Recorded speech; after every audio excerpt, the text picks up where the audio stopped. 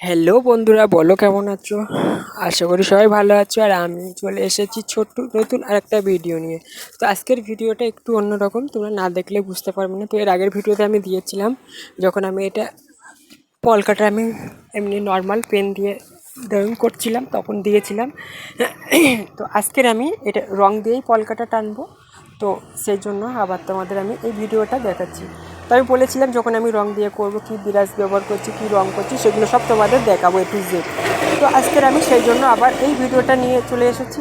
তো আজকের পলকাটা দেখো, আশা করি ভালো লাগবে। আর আমার ভিডিওতে যারা নতুন আছো, এখন আমাকে সাবস্ক্রাইবার করোনি, তোমরা সাবস্ক্রাইবারটা করে নিও। সাবস্ক্রাইবার করলে কি হবে, আমার নতুন নতুন ভিডিওটা সবার আগেই তোমরা পেয়ে যাবে। আর যারা ফেসবুক থেকে দেখছো, আমার পেজটা ফলো করে নিও। ব্যাস এতটুকুই। আর আমাকে তোমরা যেদিকে সাপোর্ট করছো সেদিকে সাপোর্ট করো, আমার পাশে থেকো, কেমন? আর ভিডিওতে তোমরা নিশ্চয়ই কমেন্টে জানাবে যে কেমন হয়েছে পলকাটা। আর তোমরা আমার ভিডিওটা বেশি বেশি করে বন্ধু বান্ধবের কাছে শেয়ার করো। আর কি বলবো, তো তোমরা দেখতে থাকো পুরো ভিডিওটা, কাটাকুটি করবে না, তাহলে বুঝতে পারবে না। তো আমি এখানটাতে সাদা রং দিয়েছি, তোমরা তোমাদের পছন্দ মতো যে কোনো কালার রং দিতে পারো। তো এটা কাজটা করার সময়তে কী বলো তো, অনেকটাই ধরে ধরে কাজ করতে হয়, কারণ এটা একটু মানে হুড়ো পাজা তাড়াতাড়ি করলে না রঙটা চারিদিকে ছড়িয়ে ছিটে যাবে। তো এটা খুব স্লোই কাজ করতে হবে, আলতো ভেবে। কেসটা হচ্ছে এই। আর দেখো আমি কতটাই ধরে ধরে করছি। তো একবার ছাড়া দুবার ট্রাই করলে তোমরা চেষ্টা করলে করতে পারবে। তো এই কাজটা যখন করবে তোমরা, তখন অতটাই মানে স্পিরিটে করার চেষ্টা করলে হবে না, মানে অনেকটাই সোলো সোলো মানে কাজটা করতে হবে। বেশি স্পিড করবে তো রং ছিটিয়ে ছিটিয়ে যাবে, মানে যে সরু মানে যে লাইনটা সেটা হবে না, টেরা বেঁকা হয়ে যেতে পারে।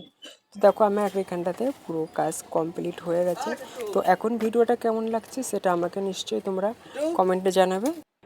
তো আমার এই ভিডিওটা পুরো এখানেই কাজ কমপ্লিট হয়ে গেছে। আর এটার জন্য আমাকে আবার দুদিন রোদ্দুরে দিতে হবে, মানে এটা শুকনো করতে হবে। আর এই কাজটা করার সময় ভালো করে মানে তোমাদের ফলো রাখতে হবে, যেন এই পিঠের সাপ ওই পিঠে না চলে যায়। তার জন্য দেখো আমি এখানে পেপার দিয়ে দিয়েছি, তোমরা চাইলে জামা কাপড়ের সঙ্গে যে মোটা কাগজটা থাকে সেগুলোও দিতে পারো। তো পেপার দিলে ডবল ডবল করে ভাঁজ করে দেবে, দিয়ে ক্লিপ সাটিয়ে নেবে, নাহলে কাপড়টা গুটিয়ে যাবে, ডিজাইনটা টেরাবেকা হয়ে যাবে।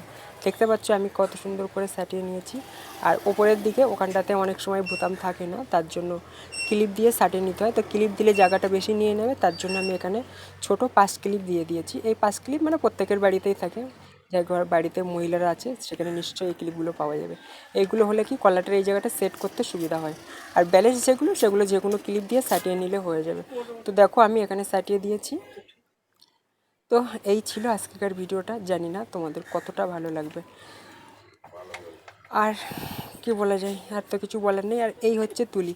তো আমি এখানে তুলিটা ব্যবহার করেছি ট্রিপল জিরো, তোমরা চাইলে এখানে ডবল জিরো তো আমি এখানে ব্যবহার করেছি ট্রিপল জিরো তুলিটা। তো এই তুলিটা ব্যবহার করলে মানে আর্টটা করতে খুব সুবিধা হয়, অনেক সরু সরু পলকার ডিজাইনটা চলে আসে। তো তোমরা চাইলে মোটার তুলিও ব্যবহার করতে পারো, ডবল জিরো আছে, খালি জিরো আছে, যার যেরকম ভালো লাগবে সে সেরকম মানে তুলি ব্যবহার করতে পারো।